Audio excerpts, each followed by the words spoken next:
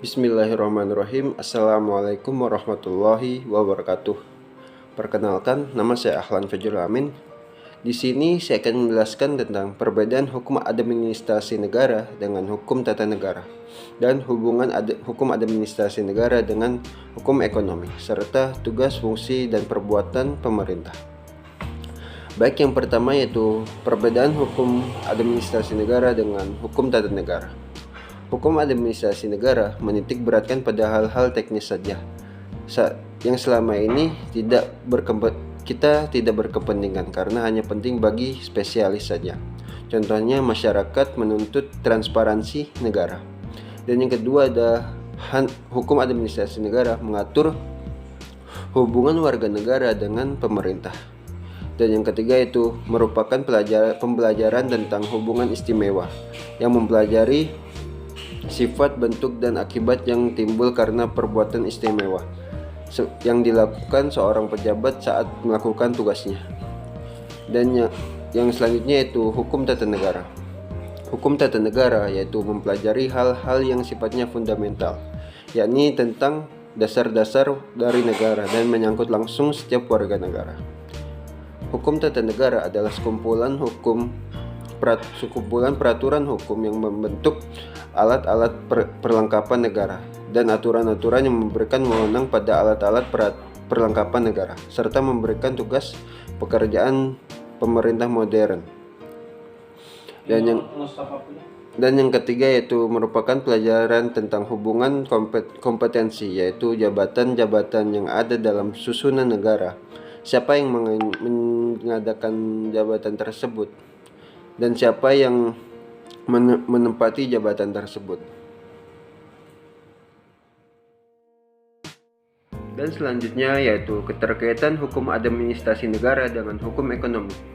Keterkaitannya yaitu kaidah-kaidah dan putusan-putusan hukum yang secara khusus mengatur kegiatan dan kehidupan ekonomi yang ada di Indonesia ini. Dan selanjutnya yaitu tugas dan fungsi pemerintahan. Tugas dan fungsi pemerintahan terbagi menjadi beberapa bidang. Yang pertama yaitu bidang pemerintahan.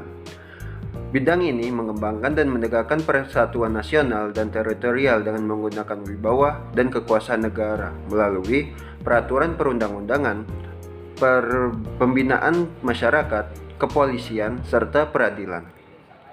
Dan yang kedua yaitu bidang administrasi negara.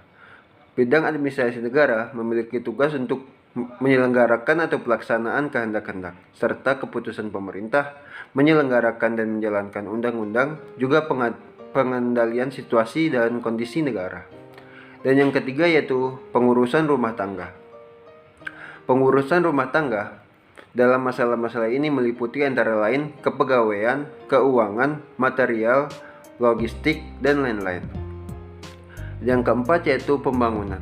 Tata pembangunan terdiri dari beberapa perencanaan negara dan daerah, penetapan pelaksanaan beserta anggarannya. Pembangunan dilakukan secara berencana baik jangka pendek maupun jangka panjang. Dan yang kelima yaitu pelestarian lingkungan hidup. Mengatur tata guna lingkungan, perlindungan lingkungan, dan penyehatan lingkungan dan lain sebagainya. Dan yang keenam yaitu pengembangan kebudayaan nasional. Kita perlu mengembangkan budaya daerah agar lebih dikenal oleh masyarakat negara. Dan yang ketujuh yaitu bisnis niaga. Bisnis yaitu bukan dagang, tetapi suatu kegiatan untuk melayani kebutuhan masyarakat atau umum. Misalnya dinas kebersihan kota, rumah sakit, sekolahan, juga bidang-bidang usaha negara seperti BUMN, BUMN, dan BUMD. Mungkin ini adalah penjelasan dari saya. Selanjutnya akan dijelaskan oleh teman saya.